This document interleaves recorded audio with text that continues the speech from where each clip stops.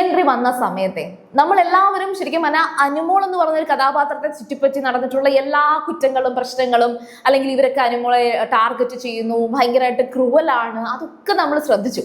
പക്ഷെ ഇതൊരു റീയൂണിയൻ ആയിരുന്നു. ഈ ഒരു റീയൂണിയനകത്ത് കുറേ നല്ല മൊമെന്റ്സും അങ്ങേയറ്റം ഫണ്ണി ആയിട്ടുള്ള കാര്യങ്ങളും കുറച്ച് വിഷമിപ്പിക്കുന്ന കാര്യങ്ങൾ വേറെയും അനുമോളിൽ നിന്ന് മാറി കുറച്ച് കാര്യങ്ങൾ ഉണ്ടായിട്ടുണ്ട്. ഇത് പറയണോ വേണ്ടയോ എന്നൊരു കാര്യം എനിക്ക് ഡൗട്ടായിരുന്നു. കാരണം എന്ന് വെച്ചാൽ നമ്മൾ ചില ആൾക്കാരെ കുറിച്ച് ചിലപ്പോൾ നിങ്ങളൊക്കെ ചോദിക്കാറുണ്ട്, നിങ്ങൾ എന്താ അനുമോളെ കുറിച്ച് മാത്രം പറയുന്നത്, അനുമോള് എന്ന് പറഞ്ഞുകൊണ്ടിരിക്കുന്നത്. മോസ്റ്റ് ഓഫ് ദ കോണ്ടന്റ് എന്ന് പറയുന്നത് അനുമോളാണ്. ബിഗ് ബോസിലെ ഈ പറയുന്ന ഒരു എല്ലാം അനങ്ങിയാൽ പോലും നമുക്ക് വീഡിയോ ചെയ്യാനുള്ള ഒരു സാവകാശമോ സമയമോ ഇല്ല. അപ്പൊ മെയിൻലി കോണ്ടന്റ് എന്ന് പറയുന്നത് എന്താണോ അത്. പിന്നൊരു കാര്യം എന്ന് വെച്ചാൽ വെറുതെ ഒരു കാര്യം ഇട്ടാൽ നമുക്കത് ഭയങ്കര നഷ്ടമാണ്. അതായത് ആ വീഡിയോ ഓടത്തൊന്നുമില്ല.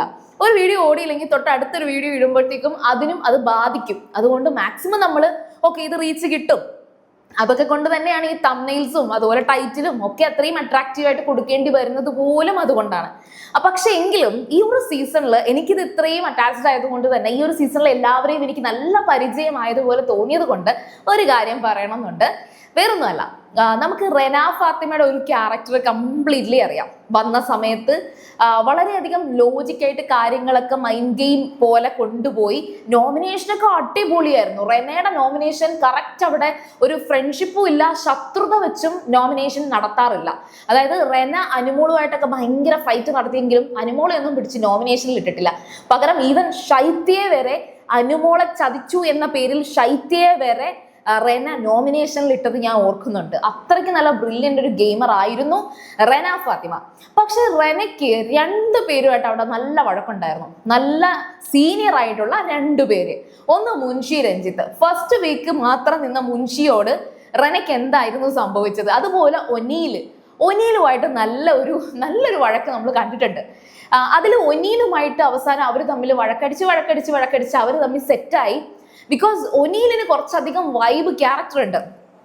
എന്ന് വെച്ചാൽ ഒരു ജനറേഷന്റെ ഒരു ഇതിൽ നിന്നൊക്കെ മാറി ഒനീല് കുറച്ചും കൂടെ ഒരു കുറച്ച് പ്രോഗ്രസീവ് ആയിട്ടൊക്കെ സംസാരിക്കുന്ന ആളാണ്. കംപ്ലീറ്റ്ലി ക്യാരക്ടർ അങ്ങനെയാണെന്നൊന്നും ഞാൻ പറയുന്നില്ല. പക്ഷെ മുൻഷിയെ സംബന്ധിച്ചിടത്തോളം പുള്ളിക്കാരൻ ഒരു ടിപ് ടോപ്പ് ക്യാരക്ടറാണ്. കുറച്ച് ആ ഒരു ജനറേഷൻ ഗ്യാപ്പ് നന്നായിട്ട് വിസിബിൾ ആയിട്ടുള്ള, ആ ഒരു ഏജ് ഗ്യാപ്പ് പോലും വിസിബിൾ ആയിട്ടുള്ള ഒരു വ്യക്തിയാണ് മുൻഷിയുടെ ആറ്റിറ്റ്യൂഡിലും മുൻഷിയുടെ ബിഹേവിയറിലും പുള്ളിയുടെ പെർസ്പെക്റ്റീവിലും ഒക്കെ ഒരുപാട് ശരികളുണ്ട്. റെനയ്ക്ക് റെനയുടേതായിട്ടുള്ള ഒരു ഹായ് ബൈ ചിൽപിൽ ഒരു ക്യാരക്ടറൊക്കെയാണ്. ഈ രണ്ട് ക്യാരക്ടർ തമ്മിൽ ഇപ്പോഴത്തെ ഒരു റീയൂണിയനിൽ പോലും ഒന്നിച്ചിട്ടില്ല എന്നുള്ളതാണ് സത്യം. ശരിക്കും പറഞ്ഞാൽ അതിൽ കുറ്റം എന്ന് പറയാൻ പറ്റില്ല. എങ്കിലും കുറച്ചെങ്കിലും കുഴപ്പമുണ്ടെങ്കിൽ അത് മുൻഷി ചേട്ടന്റെ ഭാഗത്തായിരിക്കും. കാരണം റെനയ്ക്ക് ഈ മുൻഷി ചേട്ടനുമായിട്ട് കൂട്ടുകൂടണം എന്നും, അതായത് രണ്ടുപേരും എവിക്റ്റായി പുറത്തു പോയിട്ട് റെന കോണ്ടാക്ട് ചെയ്യാൻ ശ്രമിച്ചിട്ടുണ്ടായിരിക്കാം മുൻഷി ചേട്ടനെ. പക്ഷെ മുൻഷി ചേട്ടൻ പ്രത്യേകിച്ച് മൈൻഡൊന്നും കൊടുത്തിട്ടില്ല. തിരിച്ച് ഈ ഒരു ബിഗ് ബോസ് ഹൗസിൽ വന്നപ്പോൾ പല തവണ മുൻഷി ചേട്ടന്റെ പിന്നാലെ റെന നടന്നിട്ടുണ്ട്. എനിക്കും അത് കണ്ടപ്പോൾ ഈ മനുഷ്യൻ എന്താ ഈ കൊച്ചുകുട്ടിയെടുത്തൊക്കെ എന്തിനാണ്, 19 വയസ്സല്ലേ ഉള്ളൂ എന്ന് വരെ എനിക്ക് തോന്നിയിട്ടുണ്ട്. പക്ഷേ എന്നാൽ റെനയ്ക്ക് അങ്ങനെ ഒരു പോസിറ്റീവ് റെസ്പോൺസ് കിട്ടിയിട്ടില്ല എന്ന് മാത്രമല്ല, റെന അങ്ങോട്ട് എങ്ങനെയൊക്കെ അറ്റംപ്റ്റ് നടത്തുന്നോ അപ്പോഴൊക്കെ മുൻഷി തിരിച്ച് ഞാനൊന്നും മിണ്ടത്തില്ല, ഞാൻ എന്തിനു മിണ്ടണം, നമ്മൾ ഒരാൾക്ക് മിണ്ടണമെങ്കിൽ പുറത്തിറങ്ങുമ്പോൾ നമുക്കൊരു എന്തെങ്കിലും ഒരു ആവശ്യം വേണ്ട, ഇതിനേക്ക് ഞാൻ എന്തിനാ മിണ്ടുന്ന, എനിക്കിത് വേണ്ട എന്നും പറഞ്ഞിട്ട് ഒരു വല്ലാത്തൊരു കലിപ്പ് ക്യാരക്ടർ, ഒരു പട്ടാള ചിട്ടക്കാരന്റെ കണക്കാണ് മുൻഷിയുടെ ഒരു പെരുമാറ്റം എന്ന് പറയുന്നത്. പക്ഷെ ഒനീലുമായിട്ട് വലിയ കുഴപ്പമില്ല. ഇനി സെയിം ഈ പറയുന്ന റെനയ്ക്കല്ല, റെനയോട് കലാഭവൻ സരികയ്ക്ക് എന്തായിരുന്നു പ്രശ്നം? എന്ത് പറഞ്ഞാലും, അതും റെന റെന എന്തെങ്കിലും പറയുമ്പോഴേ നീ എന്നെ ഉപദേശിക്കാൻ വരണ്ട. അതും ഒരു ജനറേഷൻ ഗ്യാപ്പ് പോലെ എനിക്ക് തോന്നിയിട്ടുണ്ട്. റെന അവിടെ വന്നിട്ട് ഈ ഒരു റീ എൻട്രിയിൽ റെന കരയുന്ന സിറ്റുവേഷൻസ് 2-3 തവണ ഉണ്ട്. റെനയായിട്ട് കരയിപ്പിച്ചിട്ടുണ്ട്. സരികയും അതുപോലെ തന്നെ കരഞ്ഞിട്ടുണ്ട്, ഇല്ലെന്നല്ല, സരികയും കരഞ്ഞു, റെനയും കരഞ്ഞു. പക്ഷെ ആ ഒരു നിസാര ഇഷ്യൂസ് വരുമ്പോൾ പോലും ഇവരുടെ ഇടയിൽ ഒരു ചെറിയ പോട്ടി ഉണ്ടാകാറുണ്ട്. അതും ഞാൻ നോട്ടീസ് ചെയ്തിട്ടുണ്ട്. ശരിക്കും ഈ ബിഗ് ബോസ് എന്ന് പറയുന്ന ഒരു കോൺസെപ്റ്റിനകത്ത് വരുമ്പോഴത്തേക്കും അതൊരു ബിഗ് ബോസിന്റെ സക്സസ് ആയിരിക്കാം മേ ബി. അതായത് വളരെ ഏജ് കുറഞ്ഞ ഒരു ആൾക്കാരെയും ഏജ് കൂടിയ ആൾക്കാരെയും ഒക്കെ ഒന്നിച്ച് കൊണ്ടുവന്നിട്ട് അവരുടെ ഇടയിൽ നടക്കുന്ന ഒരു പ്രഷറുണ്ട്. ലാലേട്ടൻ പറയുന്ന കണക്ക് ഒരു പ്രഷർ കുക്കറാണ് അവര്. അതിൽ ഈ പറയുന്ന നമ്മൾ മറ്റേ സാമ്പാറിന് വേണ്ടിയിട്ട് കിഴങ്ങും ക്യാരറ്റും മറ്റേ വെണ്ടയ്ക്കായും ഒക്കെ വാരിയിട്ട് ഇളക്കുന്നത് പോലെ പല ഏജിലുള്ള പല കൾച്ചറിലുള്ള അതിൻ്റെ ഒരു ഭംഗി കാണുന്നത് ഈ ഒരു റീയൂണിയൻ വന്നപ്പോഴാണ് ആ ഒരു ഭംഗി കാണാൻ പറ്റിയത്. And of course Aryan Gizele, അതിലേക്ക് റെന അവരുടെ രണ്ടുപേരുടെ ഇടയിൽ നല്ലൊരു ഫ്രണ്ടായിട്ട് റെന നിന്നിട്ടുണ്ട്. പിന്നെ ആര്യനും ജിസേലും തമ്മിൽ നമ്മൾ ആ ഒരു എപ്പിസോഡിൽ കണ്ടിട്ടുള്ള അതേ വൈബിൽ അവർ രണ്ടുപേരും തിരിച്ചു വന്നിട്ട് അങ്ങോട്ടും ഇങ്ങോട്ടും കഥകൾ പറഞ്ഞ് നടന്നതും മഴയത്ത് ഒന്നിച്ച് നടന്ന് കഥകൾ പറഞ്ഞതും ഒക്കെ നമ്മൾ കണ്ടതാണ്. ശരിക്കും പറഞ്ഞാൽ ഒരു വശത്ത് നോക്കുവാണെങ്കിൽ ഒരു ഭംഗി ഉണ്ടായിരുന്നു. പിന്നെ ഈ പറയുന്നത് മസ്താനി വന്ന മസ്താനിയുടെ കാര്യങ്ങളും പ്രശ്നങ്ങളും ഒക്കെ സോൾവ് ചെയ്തിട്ടുണ്ട്.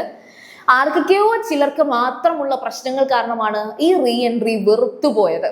ബട്ട് നല്ല മനോഹരമായിട്ട് മാറ്റിയ കുറെ അധികം നിമിഷങ്ങളും ഇതിനകത്തുണ്ടായിരുന്നു. അതെല്ലാം മുങ്ങിപ്പോയി. അതാണ് ഞാൻ ഈ വീഡിയോ പറഞ്ഞില്ലെങ്കിൽ എന്തോ, കാരണം വെച്ചാൽ ഞാൻ കുറച്ചധികം ലൈവ് കണ്ടിരിക്കുമ്പോൾ ഭയങ്കരമായിട്ടും വാവ് ഇവര് തമ്മിൽ മിണ്ടി അങ്ങനെയൊക്കെ തോന്നിയ കുറച്ച് നിമിഷങ്ങളുണ്ട്. നമ്മൾ ബ്ലൈൻഡ് ആയിട്ട് ഒരു വിഷയത്തിൽ മാത്രം കോൺസെൻട്രേറ്റ് ചെയ്യുമ്പോൾ നമ്മൾ ചുറ്റുള്ളതൊന്നും കാണത്തില്ല എന്ന് പറയുന്നത് പോലെ കാണാതെ പോയത് ചിലപ്പോൾ നിങ്ങളും കാണാതെ പോയിട്ടുണ്ടാകാം. പിന്നെ ഇതിലെ ഒരു കഥ അക്ബർ ഇപ്പം ലൈവിലും പറഞ്ഞു. അതായത് വേറൊന്നുമല്ല, ഈ പറയുന്ന മുഞ്ചി ചേട്ടനുമായിട്ട് ഈ റെനയ്ക്കുള്ള ഇഷ്യൂസ് സോൾവ് ചെയ്യാൻ വേണ്ടിയിട്ട് അപ്പാനിയെ കൊണ്ടിട്ട് റെന മുഞ്ചി ചേട്ടനെ വിളിക്കുന്നുണ്ട്. അപ്പോൾ മുഞ്ചി ചേട്ടൻ അങ്ങോട്ട് വരുമ്പോഴത്തേക്കും റെനയുടെ ഒരു സ്റ്റൈലില് എന്തുട്ടാ പ്രോബ്ലം എന്ന് ആ ഒരു എന്തുട്ടാ പ്രശ്നം എന്തോ ചോദിച്ചു. അപ്പം റെനയുടെ ഒരു സ്റ്റൈലാണത്. അത് പുള്ളിക്കാരി ലൈഫിൽ ഇപ്പം ആ കൂടി ഒരു 19 വയസ്സ് ഒരു പക്വതയിൽ എന്താ ചേട്ടാ പ്രശ്നം, എന്തെങ്കിലും പ്രശ്നമുണ്ടോ എന്ന് ചോദിക്കുന്ന ലെവലിലേക്ക് ആള് വളർന്നിട്ടില്ല. അതല്ലെങ്കിൽ വളർന്നാലും ആ കുട്ടിയുടെ ഒരു സ്റ്റൈൽ ഉണ്ടത്. പക്ഷെ അത് മുൻഷി ചേട്ടനെന്നല്ല, ചിലപ്പോൾ ആ ഒരു അങ്ങനെയുള്ള ക്യാരക്ടേഴ്സിനൊന്നും തന്നെ അക്സെപ്റ്റ് ചെയ്യാൻ പോലും കഴിയണം എന്നില്ല. സോ എനിവേ എന്തായാലും നല്ലൊരു സീസൺ ആയിട്ടാണ് എനിക്ക് തോന്നിയിട്ടുള്ളത്. കാരണം എന്ന് വെച്ചാൽ ഈ ലാസ്റ്റ് മൊമെന്റിന് വന്നിട്ടുള്ള കുറച്ചധികം ഇഷ്യൂസ് ഒക്കെ ഒഴിച്ചു കഴിഞ്ഞാൽ ബിഗ് ബോസ് ഹൗസിനകത്ത് വലിയ വലിയ പ്രശ്നങ്ങളൊന്നും ഉണ്ടാകാത്ത, എന്നാൽ കുഴപ്പമില്ലാത്ത 1-2 ഫ്രണ്ട്ഷിപ്പുകളും നല്ല മൊമെന്റ്സുകളും ഒക്കെ കാണിക്കാൻ ഉണ്ടായിരുന്ന, പിന്നെ നല്ല എഡിറ്ററും നല്ലൊരു ബിഗ് ബോസുമായിരുന്നു, ഫണി ബിഗ് ബോസ് ആയിരുന്നു. അങ്ങനെയൊക്കെയുള്ള ഒരു സീസൺ.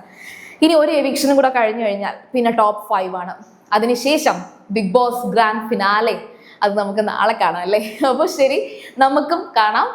സീരിയൽ ഗ്രാൻഡ്മ നിങ്ങൾ ഫസ്റ്റ് ടൈം കാണുകയാണെങ്കിൽ ഉറപ്പായിട്ടും ചാനൽ ഒന്ന് സബ്സ്ക്രൈബ് ചെയ്തിട്ട് കാണുക. വീഡിയോ ഇഷ്ടപ്പെട്ടാൽ ലൈക്ക് ചെയ്യുക, കമന്റ് ചെയ്യുക, ഷെയർ ചെയ്യുക. അപ്പോൾ ഞാൻ പോയിച്ച് വരാം. ബൈ.